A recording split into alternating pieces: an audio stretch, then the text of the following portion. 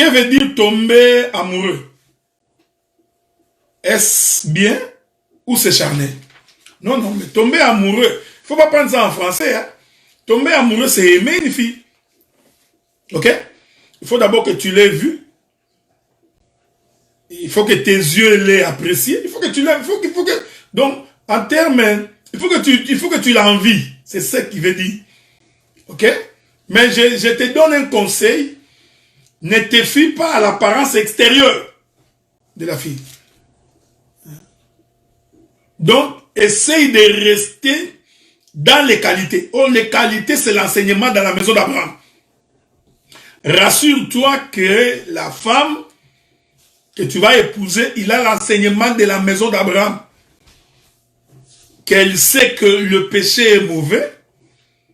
Elle sait que la méconduite est interdite. Elle sait prendre soin de sa maison, de son mari et de ses enfants. Elle sait participer au foyer. Il faut que ces éléments-là d'abord soient réunis. Ok? Mais comme elle est fille dans la maison, donc, mais je t'informe que pour que tu puisses aimer la femme, il faut d'abord que tu puisses, en la regardant, que tu puisses l'envier. Il faut qu'elle réponde aussi à tes critères. Ok? Donc, si toi tu aimes la femme avec des grosses joues, c'est tes critères. Donc, d'abord, les joues vont t'attirer. Si tu aimes la femme qui a les yeux délicats, donc les yeux dormants, larmoyants, eh bien. Mais je te donne un conseil, avant d'aller voir les yeux larmoyants, commence d'abord par te rassurer qu'elle est convertie. Sans quoi même les yeux larmoyants, tu ne verras plus ça dans la maison. Ok? Donc, ce que nous recherchons, c'est d'abord la conversion. C'est la transformation. On peut me donner un jus de fruits ou d'ananas ou d'orange, quelque chose comme ça. Donc, vous comprenez? Je continue. Est-ce un péché qu'un homme soit timide? Non. Ce n'est pas un péché que d'être timide. Mais je demande aux frères de ne pas être timide. Hein? Parce que la timidité, pour un homme, ce n'est pas une bonne chose. L'homme, c'est celui qui parle. Voyez-vous? L'homme, c'est celui qui s'exprime.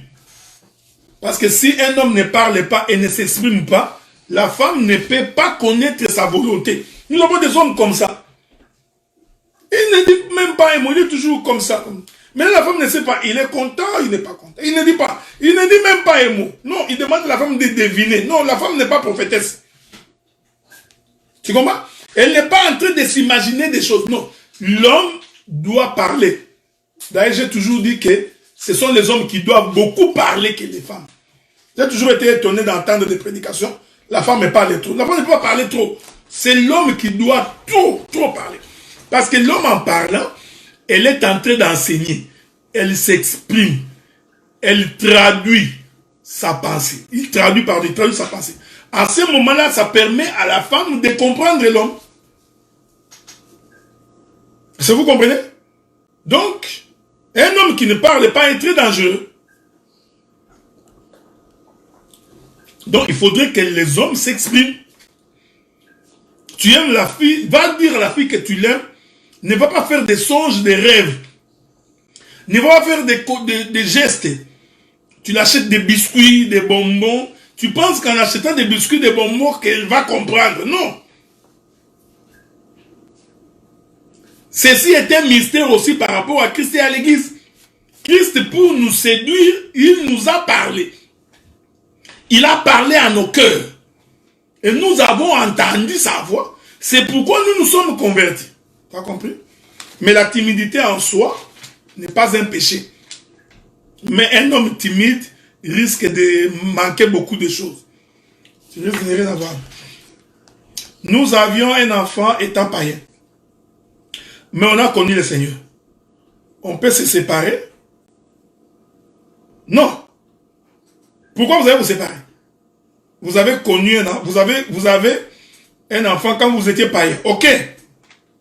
Vous deux, vous étiez païens. Et vous avez eu un enfant. Ah, c'est ça. Okay. Ouais. Voilà. Maintenant, on s'est convertis. Vous deux, vous vous êtes convertis. Vous deux, vous êtes convertis. Pourquoi vous allez vous séparer? Il n'y a pas de raison de se séparer. Mais j'ai dit ceci. Un couple de chrétiens peut se séparer sans divorcer. Cette notion, il faut bien la relativiser. Je vais donner un exemple. Tu es chrétien, ta femme est chrétienne. Mais il y a trop de conflits entre vous. Vous ne vous entendez pas ici. Vous ne vous entendez pas là. Aujourd'hui, c'est la chicane. Demain, c'est la belle-sœur qui a dit. Le beau-père a dit. Ça devient insupportable. Vous pouvez vous séparer. La femme peut dire ou l'homme peut dire, écoutez, il y a trop de pression entre nous. Pour l'instant, va chez tes parents. Moi aussi, je reste. Ce n'est pas un divorce. Ce n'est pas que quand vous êtes à ce moment-là, l'homme commence à faire la vie. Non, non, ici, je parle des chrétiens. Pendant ces temps, l'Éternel, comme il est Dieu, il va vous aider pendant ces temps pour régler ces questions. Parce que pendant ces temps de séparation, l'un comme l'autre, Dieu peut parler à son cœur. Vous comprenez ce que nous disons? C'est très important. Donc, ceci n'est pas un divorce. Parce que ceux qui se séparent finissent par se remettre ensemble. Donc, quand on était païen, vous avez eu un enfant quand vous étiez païen, ok? Les enfants sont un don de Dieu, même quand on est païen. Ok? Là, je vous ai donné l'écriture qui dit que Dieu ne tenait pas compte du temps d'ignorance. Ok? Il n'a pas tenu. Mais quand vous êtes devenu chrétien, il n'y a pas de raison pour vous de vous séparer. À moins que cela soit pour les cas d'infidélité.